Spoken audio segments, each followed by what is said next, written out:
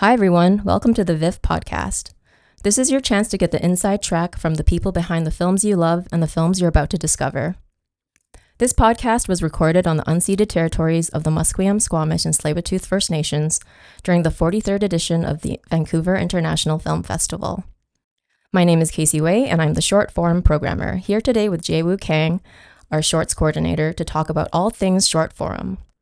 Before we get started, let's check out a sneak peek of this year's Short Forum program.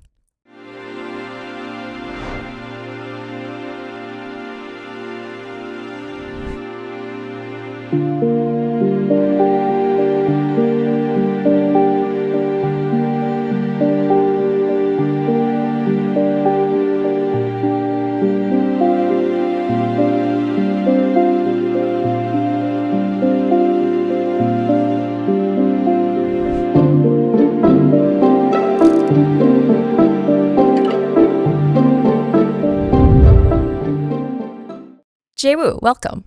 Hello, Casey. How's it going? Good. How are you? Good. I thought maybe we could start by, just hearing about your experience. You started with VIFF 2 years ago, or 3 years ago with me, actually, but as a previewer. And over the past 3 years, you've previewed probably over, let's say, 400 films, and now are the shorts coordinator and working closely with me to put together the program, and you even programmed Program 8 yourself. So I'm just curious to hear about how it's been transitioning from something quite casual to being very fully kind of just in the VIFF team over the past 3 years. Yeah, it was very different. I had a lot of stress about how to write notes before, and I think even now that I'm more involved in programming, I was even more stressed. I wanted to keep it short and concise because, you have a lot to go through.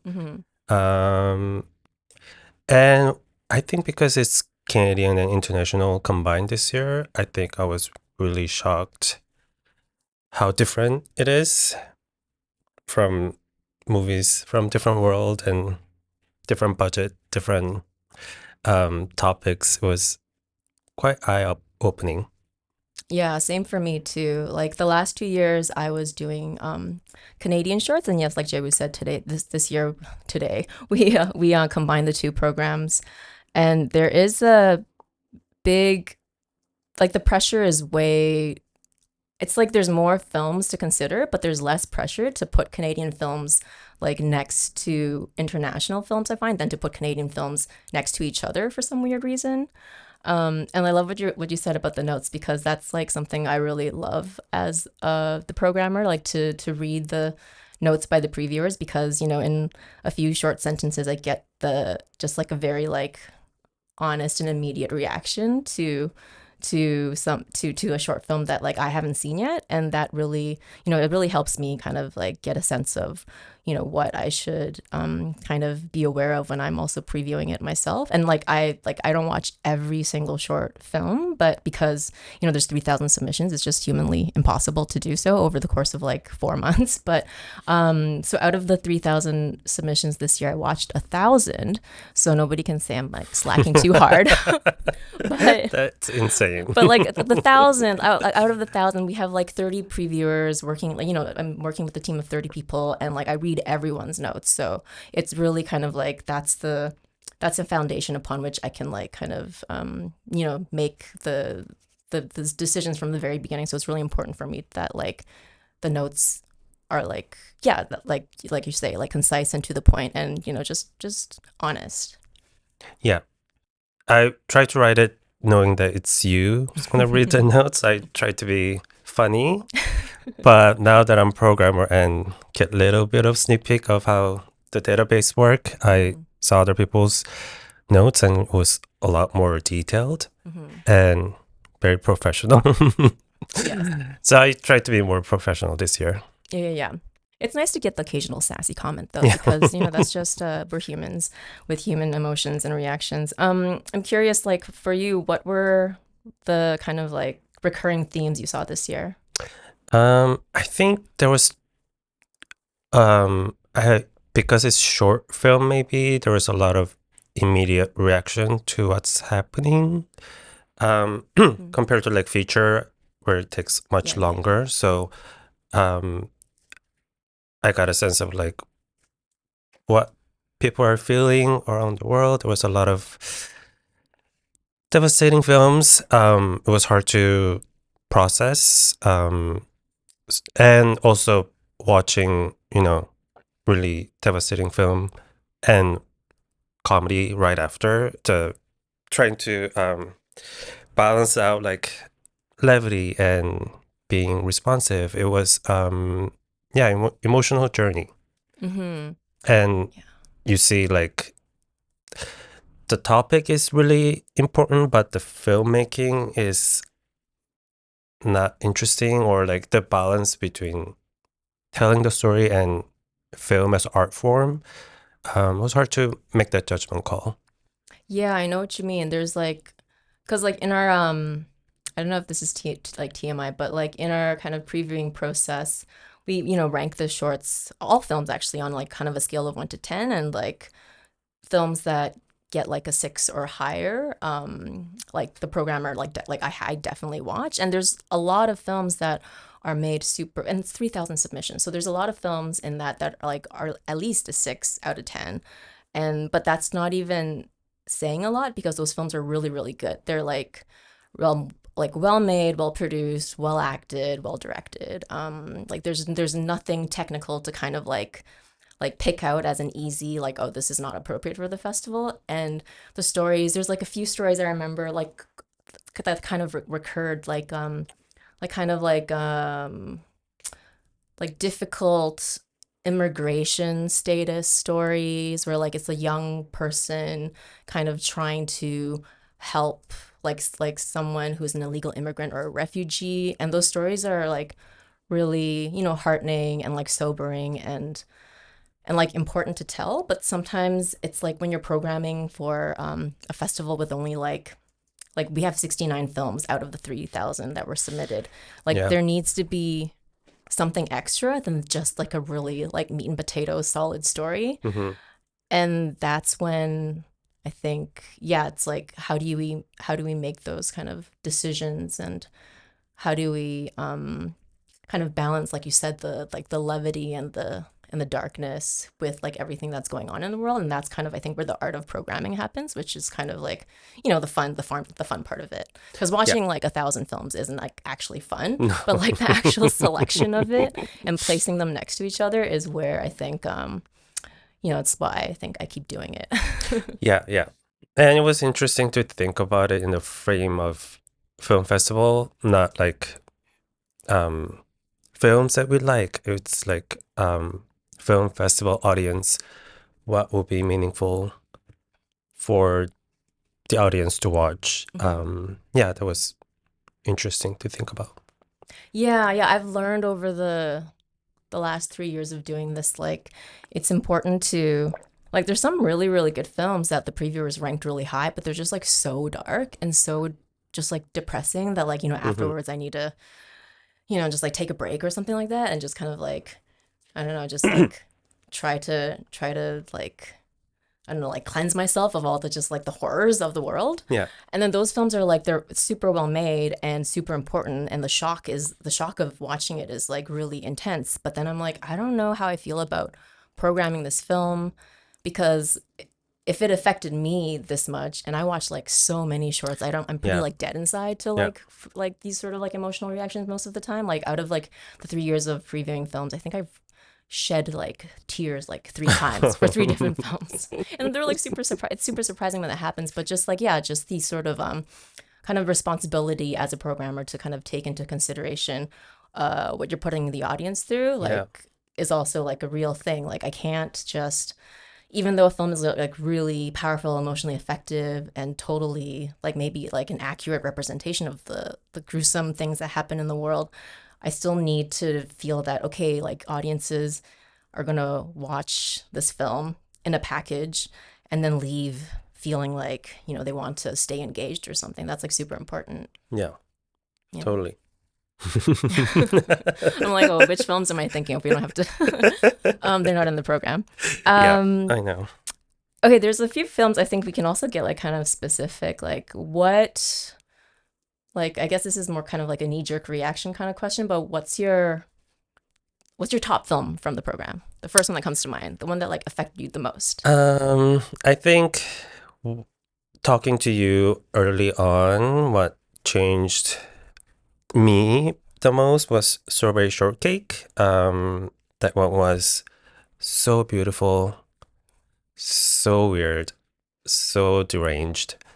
And I remember you saying like, "Oh, I could never program this." And then like a week later, you were like, "Okay, I think Vancouver's ready."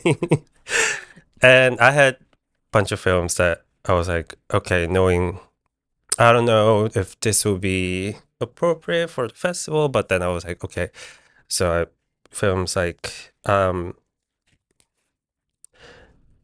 which one was it? Save My Soul from Right. Short Form 8. That's Jaewoo's program, Short Form 8. Yes, that's my baby. What And about Discotheque? Discotheque, I knew it would be fun. Like I read some notes that it's too silly, but I thought it would be nice to start with fun, queer animation, eating penis and space travel. I think it's a good way to start. Yeah, it's program. really cute. It's like a 5-minute animation, kind of like quite simply drawn. And the director's, what's the director's name? Like from Japan? Yeah, Masashi Yamamoto from USA. Oh, USA. Oh, okay. Oh, interesting. Okay, yeah, but anyway, there's just like these two skeleton cartoon characters that kind of like dance their way from like their apartment to the moon. But throughout the 5-minute animation, they're like gay and they have like these boners kind of like just start dancing as well. And it's just like really kind of like strange and funny, but also it's like super like it's wholesome. It's not like like too out there or anything. Yeah, I think because I was watching a lot of depressing movies and then I physically screamed watching them eating each other and dancing at the same time. Yeah, it was very memorable. And I had same reaction to Save My Soul, where it I had watching it. I had issue with the main character being homeless, and I wasn't sure like what is your take on being homeless. And more I watched it, I'm like, oh, it's more about leaving the establishment, leaving the city life. And maybe because it's from China, I thought maybe some things got lost in translation, but the ending was so unexpected. And I thought, oh, this is not appropriate. But after watching Strawberry Shortcake, I really wanted to show it.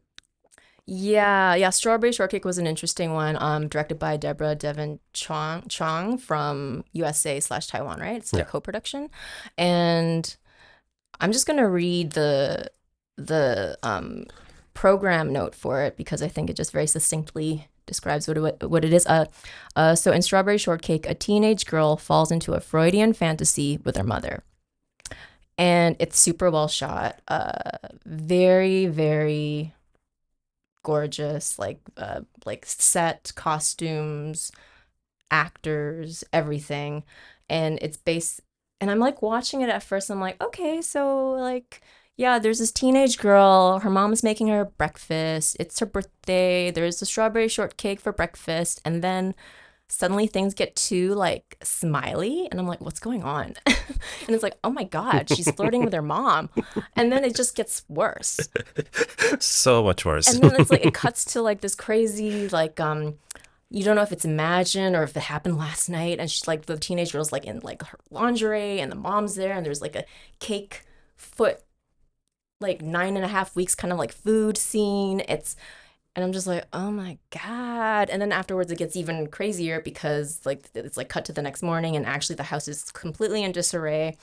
Turns out the mother's like terminally ill and it's the mom's birthday, and the girl like takes the cake to the mom who's like in this just like horrible sad bedroom, and then just like stuffs the cake in her mom's mouth, and her mom like chokes to death. And then the credits roll and you're like, oh, she's just at the breakfast table getting ready for school. Maybe the whole thing was a dream. And it was just like so messed up. And one of the reviewers was just like, because I'm like, I've never seen anything like it after 3 years of like previewing films. Like, I don't even know how I feel about this. Yeah. So I Yeah. sent it to like everyone, like on the previewing team. And like one previewer's reaction was like, I think this might be too avant-garde for VIFF. And I'm like, so that like when you started in like mid-June as shorts coordinator, I remember one of the first like days at the office after our meeting, I just sat there with you and we just like went through some of the films. I'm just like, I don't know how I feel about this. Like, is it good? Is it not? Is it just too crazy? And we watched this one and I can't remember what else we watched together. Like Stuffed. Oh, Stuffed. Okay. And Time to And Die. few things that we didn't program. Right. Yeah. But yeah, Stuffed we did program. But we'll talk about Stuff later. Yeah. That's a whole different story. But like after watching it together and then humming and hawing over a little bit longer, I'm like, oh, this is like really in a program it could work. Because I was thinking about Altered States, and that's like, you know, the features series. That's all where the wild ones come out to play. And I'm like, I think VIFF can have room for things that push the genre a little bit and kind of just like I really, when I was younger, liked Takashi Miike films that like were so like gruesome and hyper violent in the sort of like anime way, and like just like very, very like just pushes your, as a viewer, just like what you can like accept like while you're like watching the film. And this film and like Strawberry Shortcake reminded me of Gozu. I don't know if you've ever seen. Sorry, no, not Gozu. Visitor Q. No, I don't know It's that like film. it's really demented. It's like all like there's like a lot of like weird like Japanese dynamics, like family dynamics, and this that come out in the super like repressed. Like usually, you know, these fantasies would be played out in like with the sex worker or something like that, but it just like unfolds within the family. Really, really messed up. But the Strawberry Shortcake just like kind of was like a microcosm of that. And I'm like, oh, like I don't know. I feel like somebody would like watch that and I don't know, maybe it's a gamble. Maybe it would kind of like, maybe it's a little bit too much, but I think it's like, I'm kind of like comfortable enough now to just like try to push a little bit, try to like just expand, I don't know, like somebody's comfort level with the short film. Yeah. And the editing and production design, everything just was so well done. And actually the production designer is coming Oh, amazing. to the festival. So Cool.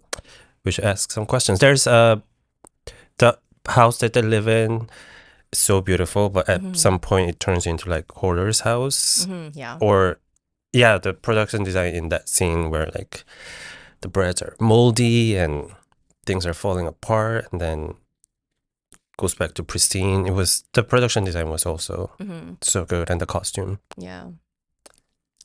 Yeah, I mean, yeah, we could also talk about maybe Stuffed. That's a good another good film to talk about. It's like, I think this brings me back to, I think what we were talking about earlier about like what films to include when there's so many good films out there. And I think for me, and I think for you too, like it's really something that just snaps you out of the kind of monotony of previewing so many films that really make you kind of like sit up straight and be like, what am I watching? Yeah.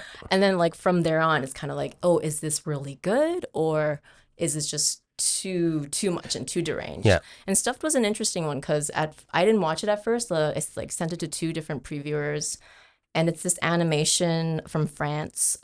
This is also in short form 5, which is the deranged one. Like Strawberry Shortcake is also in it as well. And Stuffed it's an animated film about a woman who decides to treat herself to a bowl of noodles in the bath. Sounds harmless. Very Sounds normal. harmless. Yeah. Sounds like something I would do. PG. Yeah. But then in the bath, she starts eating the noodles and she has this very visceral reaction against eating noodles. It's like body dysmorphia. She has, there's like body issues going on, and she's just very unhappy with her body, but she also really wants to eat the tasty noodles. Yeah. And then and then how would you describe what happens? I guess the noodle turns into monster. Or my lover. Noodle does things to her. The noodles does things to her. Okay.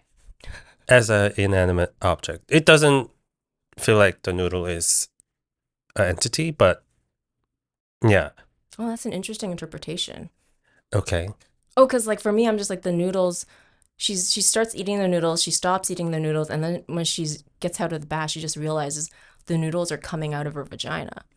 Yes, but because she was eating it and kind of spills it, Yeah, yeah, and yeah. so I thought it was like Ooh, the bath water and everything is turning into or getting affected by the noodle.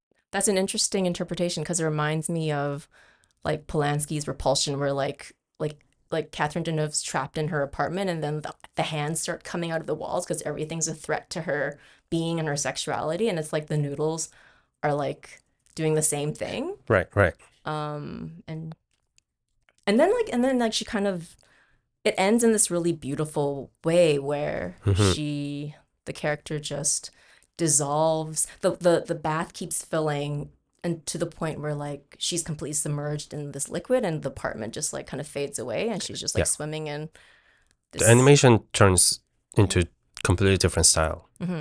Yeah, I think that's why I was ultimately loved the film, because the animation was so beautiful at the end. Yeah.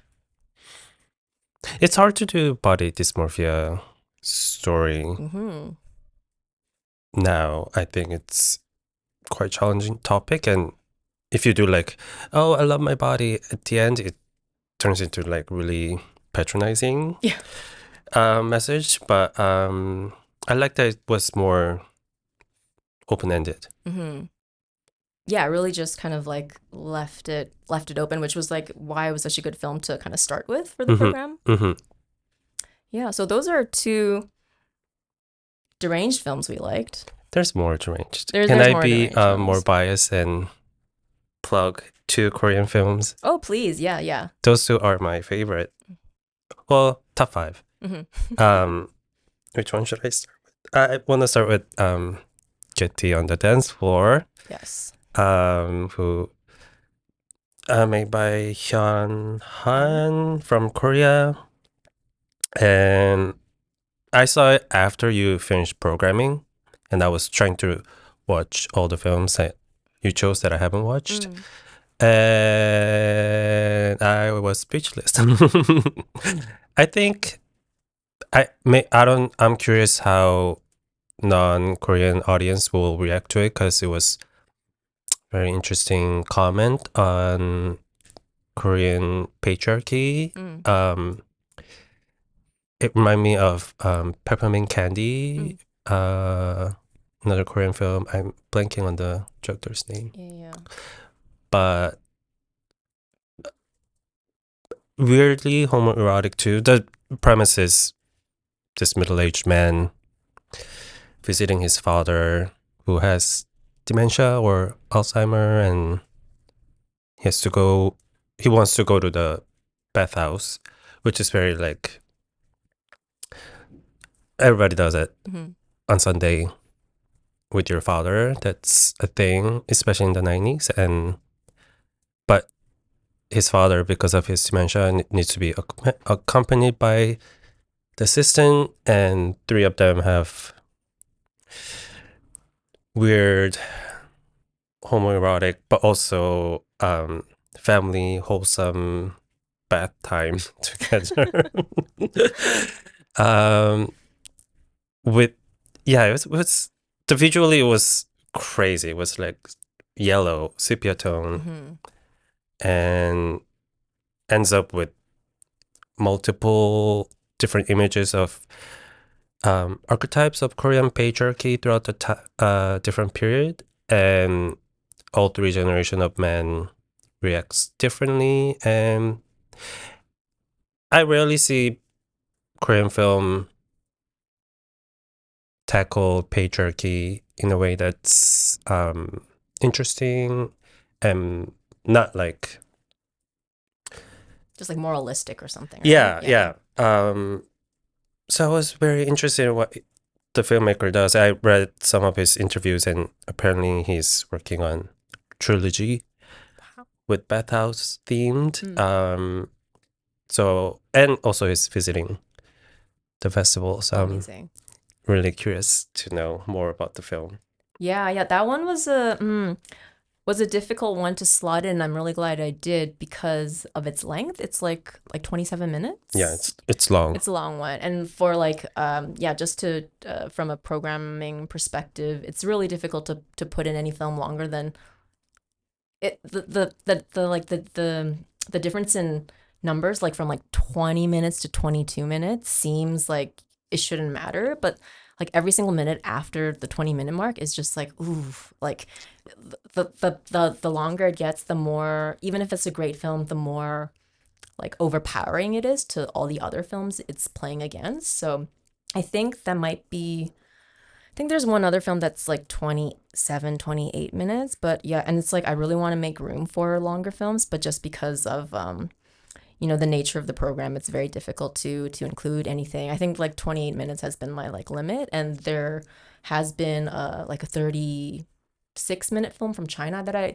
loved so much. It was such a good story, but I just couldn't do it because it was too long. Yeah. But back to this one, yeah, it was so such a crazy film, so weird. Like most of the film is these three naked men running around in a bathhouse, like running after each other, because it's kind of like there's like the son is jealous that the father is closer now to the caretaker than him, because the father who has dementia sees the caretaker every day, so they have a more father-son relationship Yeah. than the son actually has. Yeah. So it's like this kind of funny like domestic like throuple situation where like it's just like the son's jealous, chasing after the dad who's running around because he's just having a good time in the bathhouse, and the caretaker's just trying to do his job. And meanwhile, there's like the sound of water, like that's consistent throughout, that I really liked. Yeah. It added this like layer of stress. And at first, I was like really not into the black and white sepia toned aesthetic, but then after like 10 minutes, I totally got used to it, and Yeah.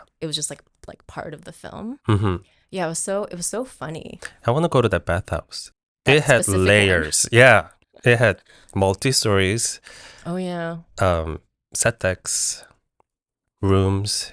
It Is was that beautiful. common in Korea, like that kind of like level No. of bathhouse? No. I mean, Okay. if you go to fancy like spa Mhm. or like yeah, spa maybe, but usually it's not nice. Mhm. So it looked beautiful. Yeah, and that film had like so much like masculine energy to be explored, which is really interesting kind of compared to the other Korean film that is also your favorite, one of your favorites, top 5. Yeah. Time to dilate. Dilate.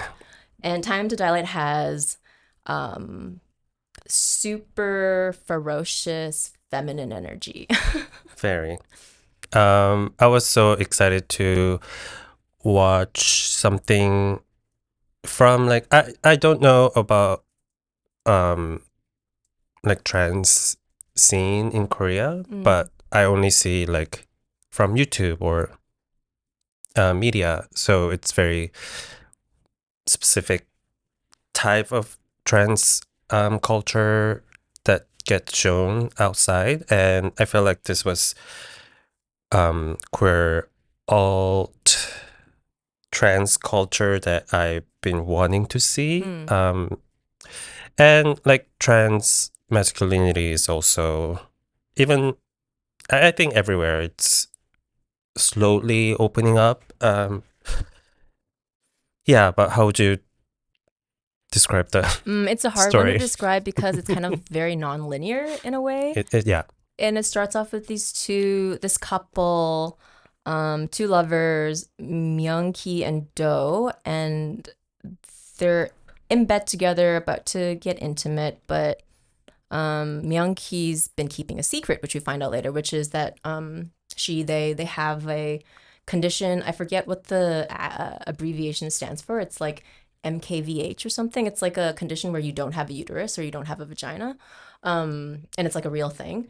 And so she can't actually get intimate with her partner, and her partner Do is kind of like, "Are you just not into me?" And then they break up. Yeah. But it's actually because Myung-ki is kind of undergoing this like quote unquote like therapy. She's basically needing to insert regularly like a plug, like basically like a dildo, like not for pleasure, but just to kind of Dilator. dilate the uterus, or to grow a vagina basically. Yeah.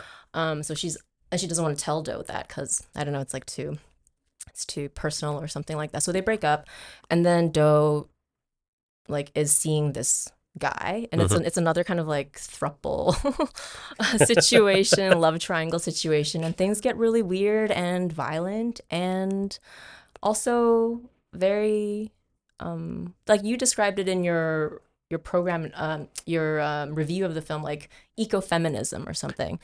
Like Because it starts with beautiful pink beach scene with two lovers, and there's plastic sculpture all around it, and Myung-gi is constantly worried about turning into plastic. Yes. Which but it doesn't say like, oh, plastic is bad. It's when Myung-gi finally turns into plastic, it's also beautiful and sort of like melts into the ocean.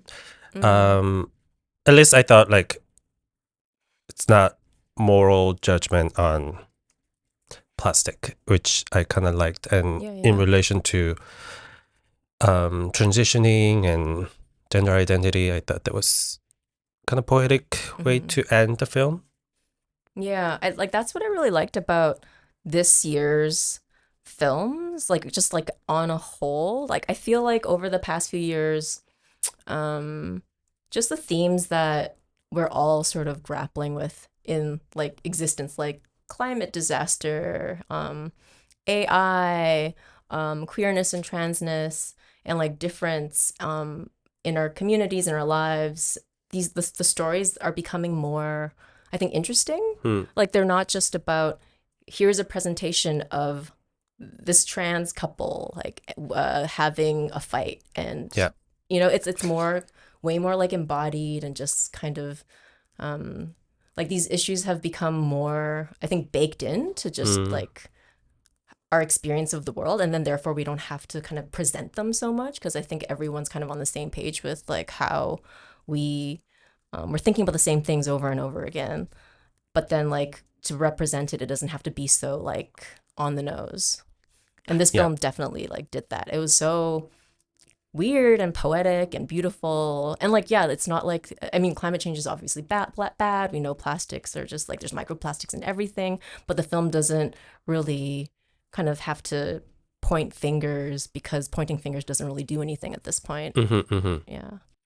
Yeah, I think that was what we noticed about film that we chose, is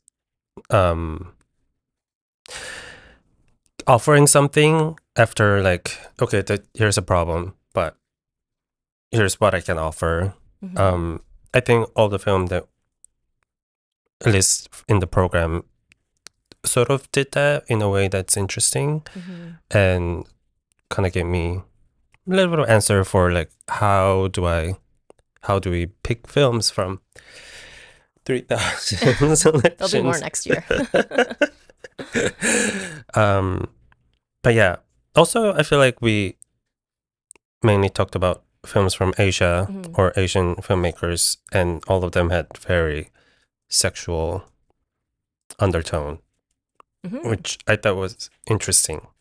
I guess that's what we're into. Yeah.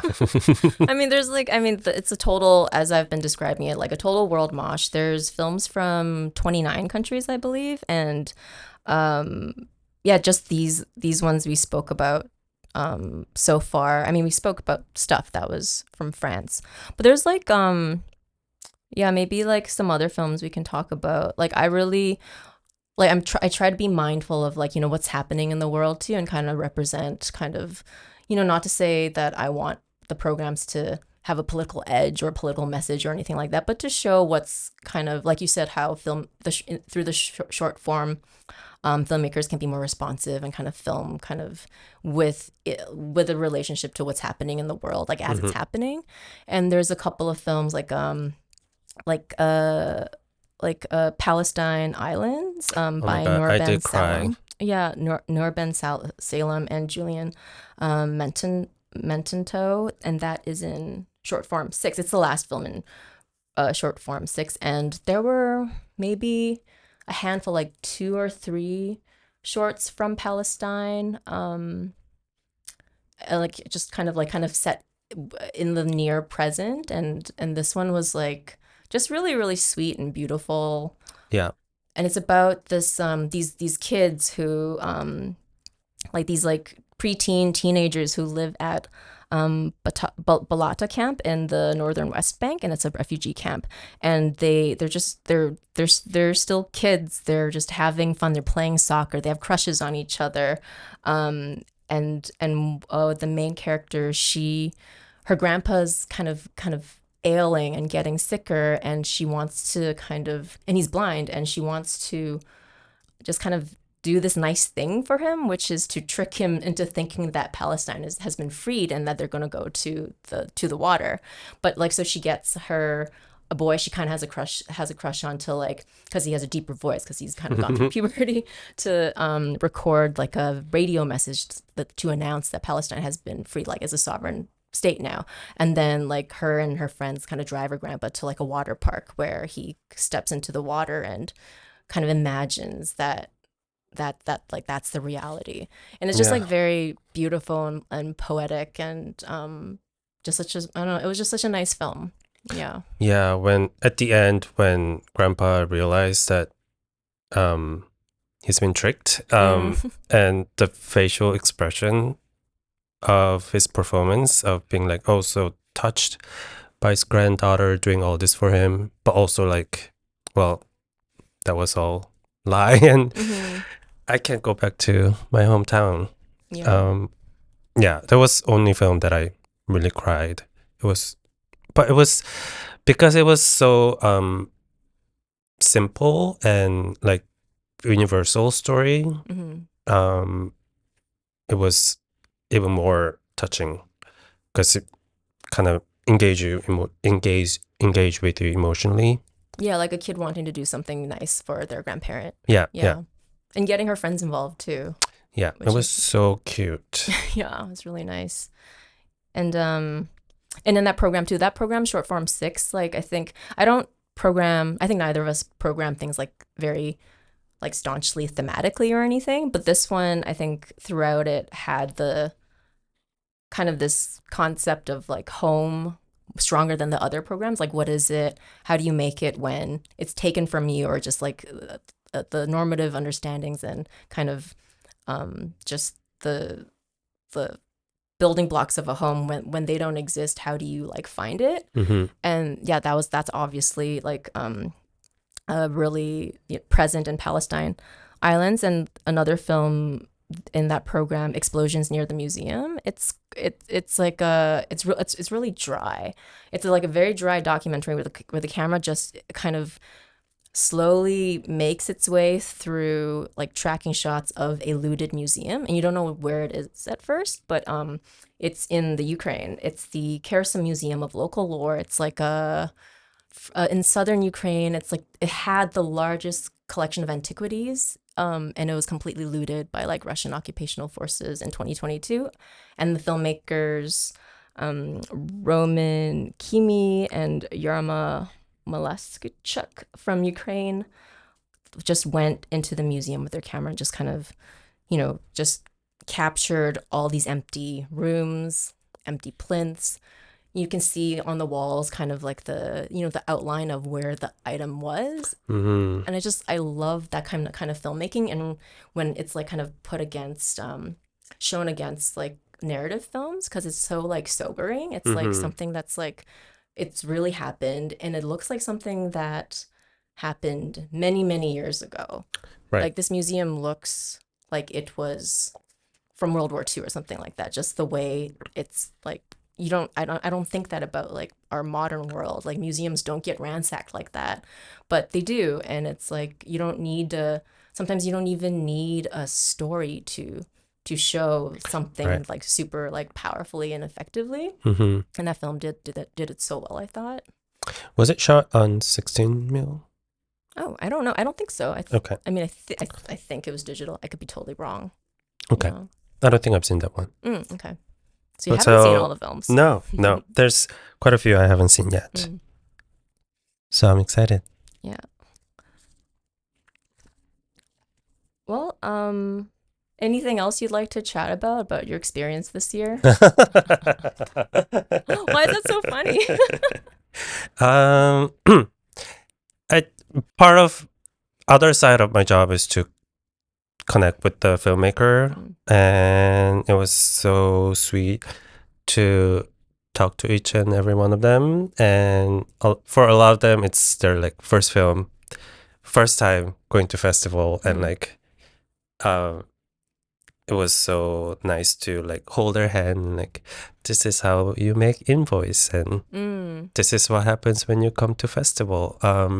Yeah, I felt very uplifted to think about all the new talent, making new films. So that was nice. Yeah, I love that. Like when, like Time to Dilate was a student film. Yeah, her bio is Nayeon Kim goes to this university. Yeah, it's super great to just, it's very reassuring to know that there's, in the short film like context, there's so much.